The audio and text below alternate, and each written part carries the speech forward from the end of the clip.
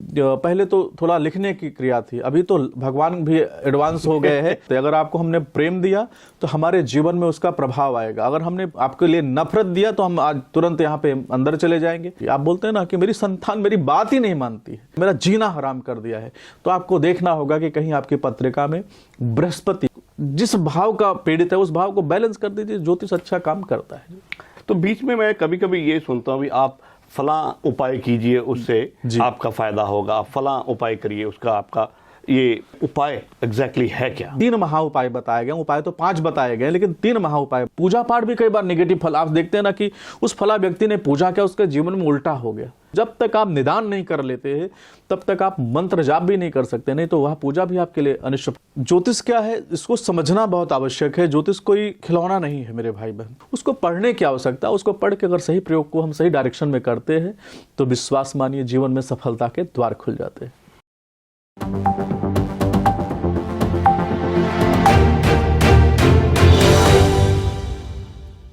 Good day everyone, my name is Nafneed Anand from Voice आजकल local and global. India से अभी कल वापस पहुंचे और सबसे पहले इंटरव्यू स्टूडियो में मैं करने जा रहा हूं उस शख्सियत के साथ, डॉक्टर आचार्य विनोद कुमार जी। आपका बहुत बहुत स्वागत है जी। जय माता दी। Now celebrity astrologer visiting from India to Australia. First of all Australia में आपका बहुत बहुत स्वागत। जी आपका भी बहुत बहुत धन्यवाद। So how is Australia treating you otherwise? बहुत अच्छा, बहुत ही अच्छा अनुभव रहा है। और जो इन्होंने प्यार दिया है यहाँ के लोगों ने, आपने इतना जो सम्मान दिया है, इसके लिए हृदय के गहराइयों से बहुत बहुत आभार। जब हम एस्ट्रोलॉजी की बात करते हैं जी, कुछ लोग उसमें बहुत विश्वास करते हैं और कुछ लोग बोलते भी नहीं, हम लोग कर्म किए जाएं, अपनी मेहनत किए जाएं, हम इसको नहीं मानते हैं। जी, साइंस है एस्ट्रोलॉजी के पीछे जी, उसके बारे में आप क्या कहेंगे? बहुत ही उत्तम प्रश्न आपने किया है और आपके माध्यम से अपने तमाम दर्शकों को हम बताना चाहते हैं। हमने गुरु नानक देव को पढ़ा है। गुरु नानक देव जी क्या बोलते थे कि जो बात दवा से हो न सके वह बात दुआ से होती है, मिल जाए अगर कोई काबिल तो बात खुदा से होती है। आप तमाम लोगों को बताना चाहते, समझ भी गए होंगे कि ज्योतिष क्या है, इसको समझना बहुत आवश्यक है। ज्योतिष कोई खिलौना नहीं है मेरे भाई बहन। ज्योतिष साइंस के साथ इसको हम लोग जोड़ते हैं, लेकिन साइंस से बहुत आगे है ज्योतिष, क्योंकि साइंस आपको जब आपका अल्ट्रासाउंड करता है, सीटी स्कैन करता है, या जो उसके टेस्ट होते हैं उसको देख के बताता है। ज्योतिष क्या होता है, बचपन में ही बता देता है कि आपको अपने पेट का ध्यान रखना बहुत आवश्यक है।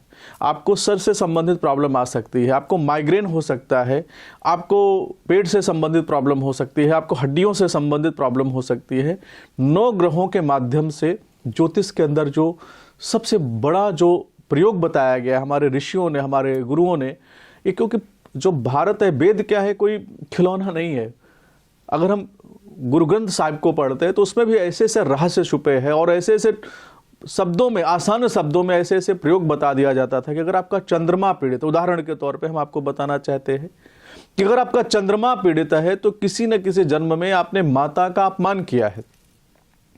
आप बहुत लो रहते हैं, आप कहते हैं, आप ज्योतिष भी आजकल साइंस बोलना प्रारंभ कर दिया है कि अब डिप्रेशन एक बीमारी बताते हैं, लेकिन हमारे वेदों में इसका हजारों वर्ष पहले इसके बारे में बताया गया। मानसिक अशांति जो सबसे पहला प्रभाव बताया गया है मनुष्य के जीवन में। अगर आपके जीवन में मानसिक अशांति रहती है तो आपने माता का अपमान किया है, या माता जैसे किसी स्त्री का अपमान किया है। ज्योतिष कोई खिलौना नहीं है मेरे भाई बहन। ज्योतिष के माध्यम से समझते हैं, देखते हैं, जानते हैं कि हमें किस प्रकार के संस्कार को ठीक करना है। भारत तो देवों की भूमि रही है, वेदों की भूमि रही है, गुरुओं की भूमि रही है। भारत ने पूरे विश्व को, पूरे ब्रह्मांड को बहुत कुछ दिया है मेरे भाई बहन। हमारे भारत को सोने की चिड़िया बोला जाता है, लेकिन समझना है कि हम आजकल किस लेवल पर ज्योतिष को प्रेजेंट करते हैं, किस भाव पर हम अपने गुरुओं को प्रेजेंट करते हैं, किस भाव पर अपने भारत की संस्कृति को हम प्रेजेंट करते हैं। जब कोविड आया तो हमने तमाम लोगों के अंदर जो कहते ईश कृपा बिन गुरु नहीं, गुरु बिना ना ज्ञान, ज्ञान बिना आत्मा नहीं, गावहि वेद पुराण।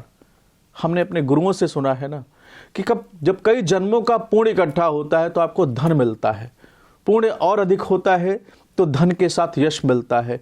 जब महापुण्य होता है तो ईश्वर की कृपा होती है। जब ईश्वर की कृपा होती है तो कोई राइट पर्सन, कोई अच्छा इंसान जो आपके जीवन में गुरु रूप में, मार्गदर्शक रूप में आपके जीवन में आते हैं और आपके जीवन में सदमार्ग बताते हैं। सदमार्ग वो ज्योतिष के माध्यम से भी हो सकता है। सदमार्ग आपके जीवन में गुरुओं के ऐसे ऐसे प्रयोग है कि भाई आप ईश्वर को प्राप्त कैसे कर सकते हैं। बिना ईश्वर की कृपा के बिना गुरु नहीं मिलेंगे और गुरु की कृपा के बिना आपको ईश्वर नहीं प्राप्त होंगे।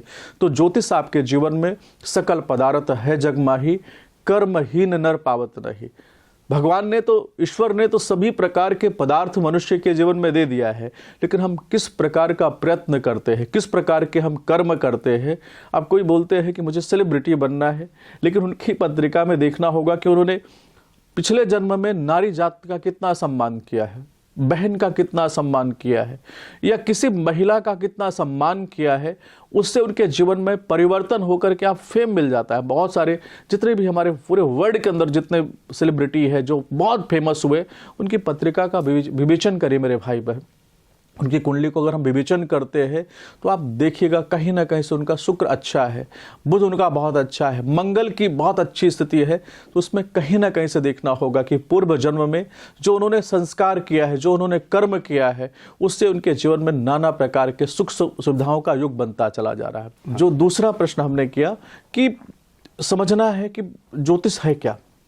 ज्योतिष आपके जीवन में एक मार्गदर्शन है, एक अच्छा दर्पण है। जैसे हम शीशा देखते हैं तो शीशे पे हम, आईने पे हम देखते हैं कि हमारा आईना हमको बता देता है कि हमारे चेहरे पे कोई निशान बना हुआ है, हमारे चेहरे पे कोई दाग है तो उसको हम क्लीन करते हैं। उसी तरीके से ज्योतिष आपके जीवन में जो नाना प्रकार के दोष लगे हैं, आपके जीवन में किस कर्म से क्या दोष लगा है, किस प्रकार के प्रयोग आपने पिछले जन्म में किया है, जिसका प्रभाव आपके जीवन में बन रहा है।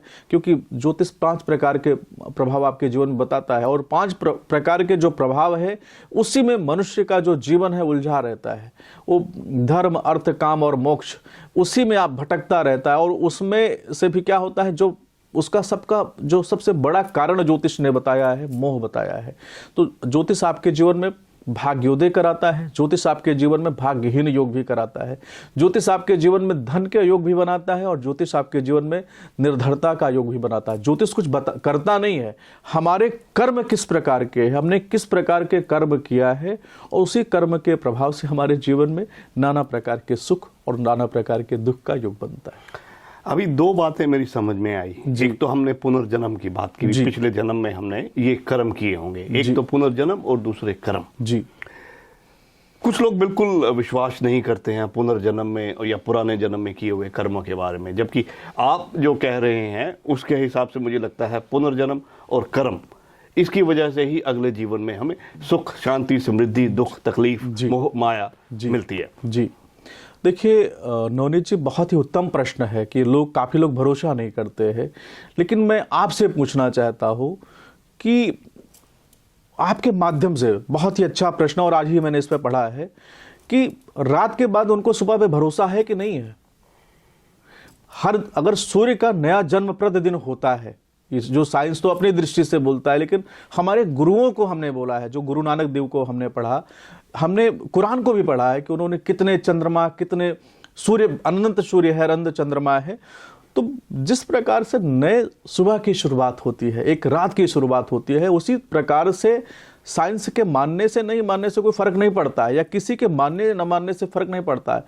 हमारा पूरा वर्ल्ड या पूरा ब्रह्मांड कितना बड़ा है, और ज्योतिष भी कहता है, हम कुरान को भी पढ़ते हैं, गुरु ग्रंथ साहब को पढ़ते हैं, बाइबल को भी पढ़िए, तो उसमें भी बोलते हैं कि अनंत भूमंडल बनाए गए हैं।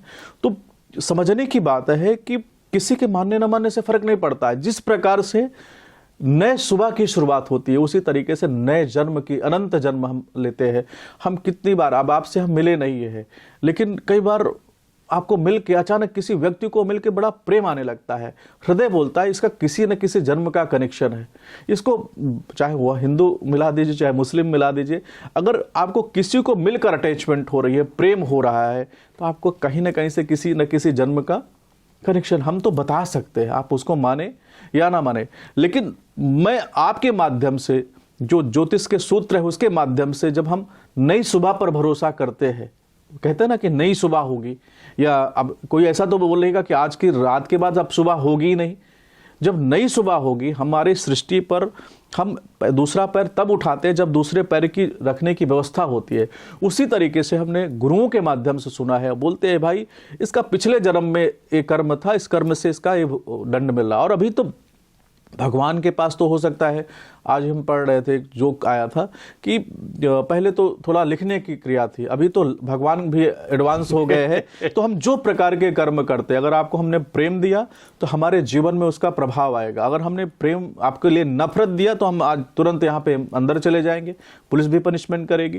तो ज्योतिष क्या है? आपके जीवन में संस्कार समझाता है कि भैया अच्छा संस्कार, चलो आप पूर्व जन्म में या आने वाले जन्म में भरोसा करें ना करें, लेकिन ज्योतिष कह रहा है कि अगर आपने कुछ गलत किया, आप देखिए जितने सारे बड़े बड़े हमारे वर्ल्ड के अंदर जितने भी टॉप लेवल पे गए, उनके जीवन में अचानक नाना प्रकार के दुख परेशानी का कारण क्यों बना, इसको ज्योतिष पहले बोल देता है। अगर किसी भी कुंडली को रिसर्च करे, और कोई भी हमारे जो विद्वान है, पूरे वर्ल्ड के अंदर विद्वान है और हर धर्म के अंदर जो विद्वान है, उनसे उनके बारे में या गुरुओं के पास जाए। हम कोई अच्छे से जो सूफी संत है, पंजाब तो सूफी संतों की धरती रही है, और उस सूफी संत के पास जाके उसके दुख का कारण पूछे तो वह संत बता देता है कि भैया तुम्हारे दुख का कारण ये है। तो वो अपने प्रकार से कर्म करे। कोई गुरु के पास जाते हैं और पूछते हैं महाराज जी हमारे जीवन में इस प्रकार की परेशानी का योग बना है, तो वो कारण हमें बता देते हैं। तो ज्योतिष कारण ही बताता है आपको, आपके जीवन का एक दर्पण है, उस दर्पण को बता देता है कि आपके इस प्रकार के कर्म करने से, अगर आपने पिता का अपमान किया तो आपको मान सम्मान मिल ही नहीं सकता, आपने माता का अपमान किया तो आपको मन की शांति मिल ही नहीं सकती, भाई का आपने धन हरण कर लिया, बहुत सारे लोग क्या होते हैं भाई के पैसे को ले लेते हैं, मित्र के साथ धोखा कर जाते हैं, आपको कहीं पावर मिल सकती है? कभी नहीं मिल सकती है। बुध का मतलब बहन का आपने अपमान किया, बहन को आपने सताया, या बहन, कितने लोग भ्रूण हत्या करा देते हैं, बेटियों को मार देते हैं। आपको बुध जो है कहीं भी आपको व्यापार की वृद्धि नहीं करने देगा। आप 2 महीने 4 महीने व्यापार अच्छा चलेगा, फिर अचानक जमीन पे आ जाएंगे।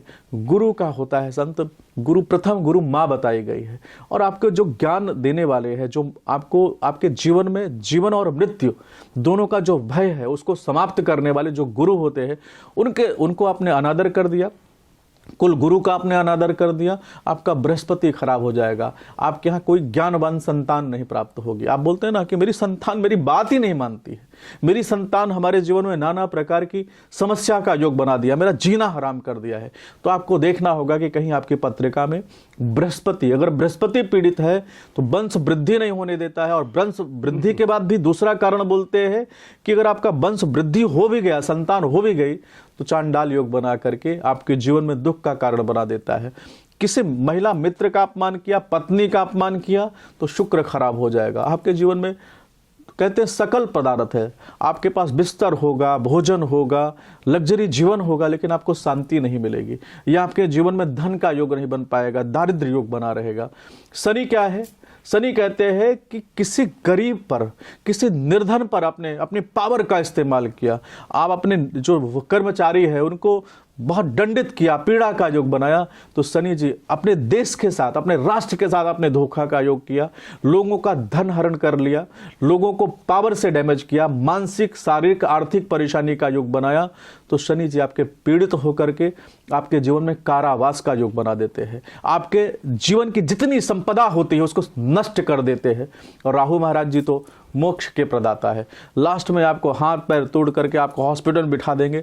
हे राम, जो ईश्वर को नहीं मानते हैं, मैंने नवनीत जी ऐसे लोगों की पत्रिका का विश्लेषण किया, पूरे लाइफ भगवान को नहीं माना, लेकिन राहु की महादशा आई, जब उनके जीवन में परेशानी पीड़ा का योग बना, तो सारे प्रयोग, सारी पूजा पाठ करना प्रारंभ कर दिया। तो कहने का तात्पर्य है कि ज्योतिष हमारे जीवन में एक मार्ग प्रदाता है, संशय नहीं पैदा करता। जो संशय ज्योतिषी पैदा करते हैं उनसे सावधान रहे।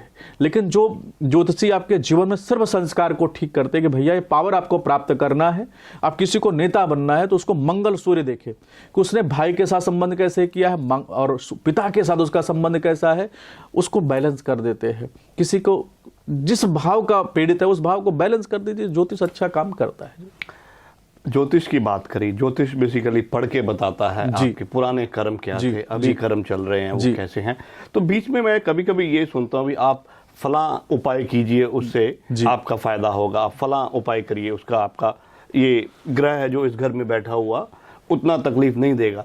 उसके बारे में उपाय एग्जैक्टली है क्या? बिल्कुल, बहुत ही अच्छा। देखिए, हमारे जो सप्त ऋषियों ने इस शास्त्र की विवेचना किया, भृगु महाराज जी ने भृगु संहिता का निर्माण किया, और भृगु संहिता आज होशियारपुर पंजाब में है। समझना है कि हमारे जन्म लेने से पहले भृगु संहिता में हमारा नाम, हमारे भाई, हमारे पिता, हमारी पद्धति छोटी नहीं है नवनीत जी, बहुत पावरफुल पद्धति है। जिस प्रकार से बरसात होती है, वर्षा होती है ना, तो हम क्या लेते हैं? छाता लेते हैं, छतरी लेते हैं।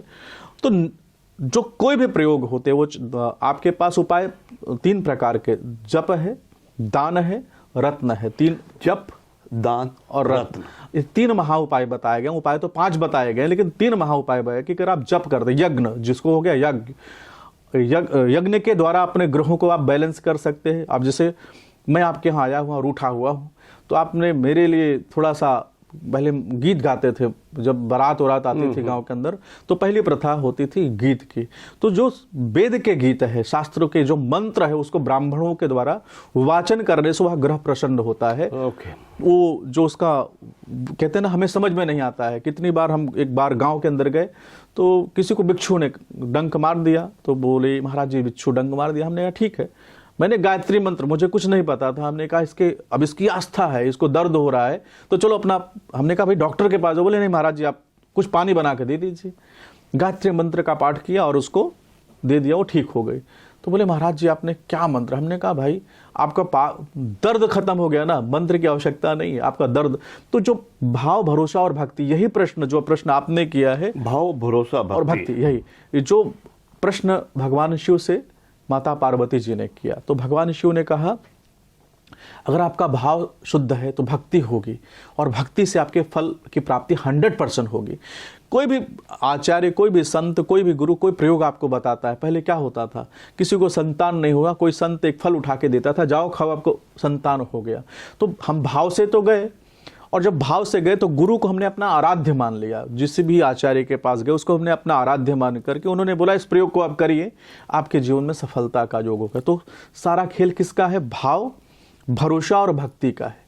जब हम किसी के पास जाते हैं तो भाव लेकर जाएं, और भरोसा, जब उसने कोई भी प्रयोग बता दिया तो उसको हम भरोसे के साथ करें, और भरोसे के बाद आती है भक्ति। तो जब भक्ति का संचार होता है तो कर्मण्येवाधिकारस्ते मा फलेषु कदाचन, हमने जो कर्म किया है उसका निगेटिव कर्म घटना चालू हो जाता है, क्योंकि सीधा संबंध होता है ईश्वर से। ज्योतिष आपको, जब आपको मंत्र यज्ञ करता है तो वहाँ पर जो पाठ चलता है हमें समझ में नहीं आता है, लेकिन जो मंत्र चलता है तो हम इमेजिनेशन करते हैं कि इस मंत्र को हमारे राहु जी सुन रहे हैं, हमारे शनि जी सुन रहे हैं, हमारे बृहस्पति, जिसके लिए भी हम करते हैं, और हमारे जो पाप है, जो हमको पनिशमेंट मिलने वाली है, उसमें थोड़ा सा हमको राहत प्रदान होगी। तो आप, और कितने लोग होते हैं यज्ञ तो 100 पंडित से करा देते हैं, 100 आचार्यों को बिठा के करा देते हैं, लेकिन उनके पास टाइम नहीं होता है, वो भागते रहते हैं। तो आपने अपना तो भाव नहीं रखा और भक्ति भी नहीं किया, आपको फल कैसे प्राप्त हो सकता है? हम बोलते हैं ना, मंत्रहीनम, क्रियाहीनम, भक्तिहीनम, श्वरेश्वरी, 3 चीज का प्रयोग आता है। देवी भागवत को उठा के पढ़ते हैं तो उसमें बोलते हैं मंत्र, मतलब सबसे पहले मंत्र रहस्य आ गया, क्रियाहीनम जो हमने बोला, और भक्ति। जब भाव, भरोसा, भक्ति आपके जीवन से अच्छे भाव से हो जाएगा नवनीत जी, तो 100% आपको फल की प्राप्ति होगी। तो उसमें पहला बताया क्या? मंत्र। तो आप यज्ञ के द्वारा अपने ग्रहों को बैलेंस कर सकते हैं। और मंत्र के बाद आया क्या? आपका रत्न आप कर लीजिए, रत्न से रेमेडी कर लीजिए, दान कर लीजिए। सॉरी, मंत्र के बाद आप दान व्यवस्था बताएगी कि अगर कोई ग्रह आपका खराब है तो उसके नाम से आप दान कर दीजिए, तो ग्रह प्रसन्न होता है कि चलो मेरे डर से या मेरे प्रेम में ये मेरे नाम से दान कर रहा। तीसरा रत्न आया। रत्न को भी बहुत बड़ा प्रभाव दिया गया कि जिसे अब हमने पन्ना पहना है तो हमारा जो बुध है, बुध का जो प्रभाव हमारे शरीर में कम होगा, तो उससे ग्रीन कलर से, रत्न से, इसको प्राचीन पद्धति बताई गई, वो हमारे कलर को बैलेंस करता है। तो नीलम को हमने पहन लिया, अगर हमको सूट करता है तो शनि के ग्रह को एनर्जी देता है खींच के, तो उसका हमें प्रभाव आता है। तो 3 माध्यम से हम अपने ग्रहों को प्रसन्न कर सकते हैं। सबसे पहले मंत्र है, दान है और रत्न है। भाव भरोसे के साथ आप करिए, आपके जीवन में सफलता का युग बन जाएगा। नीलम की बात करी जी, जितना मैंने सुना है जी जी, नीलम कहते इंसान को जी फर्श से उठा के अर्श तक पहुंचा देता है, और जब ये नेगेटिव उल्टा पड़ता है जी, तो किसी भी बड़े बड़े को खाक और राख बना देता है। देखिए, नीलम पहनने, बहुत ही अच्छा प्रश्न है। नीलम कहते हैं ना, जैसे आपका बहुत अच्छा प्रश्न है कि किसी को पहले उसी नीलम ने राजा बना दिया, वही नीलम थोड़े समय के बाद हमें निगेटिव फल क्यों देता है। इसको समझना जानना बहुत आवश्यक है, क्योंकि हम नीलम तो पहन लिया, लेकिन हम आचरण किसका कर रहे हैं। शनि जी कह रहे हैं न्याय प्रिय जीवन जिए, लेकिन हमने शनि जी को पहन लिया कि अब तो शनि जी मेरे साथ में है, मेरे को कोई परेशानी नहीं है, और हम क्राइम करना प्रारंभ कर दिए, देश में विद्रोह करना प्रारंभ कर दिया, लोगों के साथ हिंसा करना प्रारंभ कर दिया, लोगों का शोषण करना चालू कर दिया, तो वही शनि हमारे जीवन में निगेटिव फल देता है। दूसरा एक प्रश्न और है, बहुत सारे लोगों को समझाना चाहता हूं कि हर लग्न के जातकों को नीलम सूट नहीं करता है। आपको देखना है कि सबसे पहले आपकी पत्रिका में शनि जी कहां पर विराजमान है, छठे, आठवें, 12वें भाव में विराजमान है, बिल्कुल नीलम मत पहनिए। आपके शनि जी शत्रु राशि में विराजमान है, बिल्कुल नीलम मत पहनिए। शनि जी आपके नीच राशि में विराजमान है, बिल्कुल नीलम मत पहनिए। आपके शनि जी विष योग बना रहे हैं, तो इस समझना है कि ज्योतिष का विश्लेषण किए भी और हर व्यक्ति को नीलम नहीं सूट करता है। 100 में से मात्र 10% लोगों को नीलम सूट करता है। अभी क्या है कि मैं इस पे ज़्यादा तो नहीं बोलना चाहूँगा, लेकिन क्या होता है कि जैसे किसी की शनि की दशा आ गई, तुरंत नीलम पहना दिया। और शनि जी बैठे कहाँ पर है, किस प्रकार के प्रभाव आपके जीवन में दे रहे हैं, किस मित्र की राशि में बैठे हैं, शत्रु राशि में बैठे हैं, चंद्रमा की राशि में बैठे हैं, तो आपका तुरंत हार्ट की प्रॉब्लम दे देंगे, आँख की प्रॉब्लम दे देंगे, और आपको उसमें नाना प्रकार की समस्या का योग बन सकता है। तो बेहतर है कि जब आप नीलम धारण कर रहे हैं या कोई भी रत्न धारण कर रहे हैं, जैसे जिसको नीलम सूट करेगा उसको माणिक्य नहीं सूट करेगा, क्योंकि इनका आपस में बहुत बड़ा बैर बताया गया। नीलांजन समाभाषा रवि पुत्र यमाग्रह, सूर्य के पुत्र शनिदेव जी है, लेकिन इनकी आपस में तालमेल अच्छा नहीं है। शनि जी की दिशा अलग है, सूर्य की दिशा अलग है। सूर्य देवताओं के सभी अपराध को क्षमा करके उनको आगे बढ़ाते हैं, और शनि जी ऐसे हैं कि अगर आप कोई भी है, उनके पिता भी क्यों ना हो, अगर आपने अपराध किया है तो उनको न्याय करना ही करना है। तो आप तमाम लोगों को समझाना चाहते हैं कि रत्न कोई भी धारण करते हैं, यज्ञ, अब इसमें रत्न ही नहीं है, पूजा पाठ भी कई बार नेगेटिव फल आप देखते हैं ना, कि उस फला व्यक्ति ने पूजा किया, उसके जीवन में उल्टा हो गया। तो आपको समझना है किस घड़ी के अंदर, किस योग के अंदर, किस करण के अंदर, किस मुहूर्त में कौन सी साधना करना और किसको कौन सा जाप करना। ये नहीं कि कोई दशा आ गई तो उस दशा के मालिक को आप रत्नों से या मंत्रों से आप उसको सिद्ध कर सकते हैं, नहीं। अगर उनका कुछ योग बना है, कुछ दोष उनकी पत्रिका में लगा है, तो उसको जब तक आप निदान नहीं कर लेते हैं तब तक आप मंत्र जाप भी नहीं कर सकते, नहीं तो वह पूजा भी आपके लिए अनिष्ट। और इसको हमारे जो ऋषियों ने इतना बारीकी से लिखा, इतना समझा के लिखा है, उसको पढ़ने की आवश्यकता। उसको पढ़ के अगर सही प्रयोग को हम सही डायरेक्शन में करते हैं तो विश्वास मानिए जीवन में सफलता के द्वार खुल जाते हैं। योग और ज्योतिष जी एक बड़ी पुरातन विद्या है जी भारत की। जी, मंत्र उच्चारण और साधना की आपने अभी बात करी। अगर मैं आपको आपके बचपन के दिनों में वापस लेके चलता हूं जी, सबसे पहले जी, तो आपका जन्म स्थान क्या है? मेरा जन्म स्थान प्रयागराज के एक छोटे से गांव में मेरा प्रयागराज में जन्म हुआ है। और बचपन जो मेरा था बहुत ही सामान्य परिवार में, सामान्य से भी सामान्य परिवार में मेरा जन्म हुआ। और मैं गुरुकुल तो जाना ही नहीं चाहता था, लेकिन डेस्टिनी थी जो अभी अच्छा लगता है कि हाँ काश मैं एक IAS अधिकारी बन जाता। तो इतना सम्मान नहीं मिलता, इतना बड़ा फेम नहीं मिलता, लेकिन मेरे स्टार्स जो है, मुझे जो बुध महाराज जी थे, मेरे शुक्र महाराज जी थे, मेरे शनिदेव जो मुझे खींच करके, मुझे 6 रुपये मेरे पास एजुकेशन का नहीं था। प्राइमरी के बाद 6 रुपये फीस लगती थी, तो हमारे पास नहीं था। और प्राइमरी तक पढ़ाई किया, उसके बाद हम गुरुकुल चले गए, और गुरुकुल में फिर फ्री शिक्षा थी। वहाँ पर हमने शास्त्रों को पढ़ा, गुरुओं का सानिध्य प्राप्त हुआ, ज्योतिष को पढ़ा। और सबसे बड़ा जो आप इसमें देखिए, पढ़ने से पोथी पढ़ हमारे कहते हैं ना, संत कहते हैं कि पोथी पढ़ जग माया, पंडित भया ना कोई, 2.5 अक्षर प्रेम का पढ़े सो पंडित। जिसके ऊपर ईश्वर की कृपा होती है, माता रानी की कृपा होती है, क्योंकि बहुत सारे लोग हमसे आगे हैं, बहुत सारे लोग बेचारे अभी बहुत परेशान हैं, और बहुत सारे लोग सामान्य जीवन जी रहे हैं। तो कहने का तात्पर्य, अगर आपके ऊपर ईश्वर की कृपा है तो आप किसी भी सिद्धि, किसी भी प्रसिद्धि को आप प्राप्त कर सकते हैं। है ना।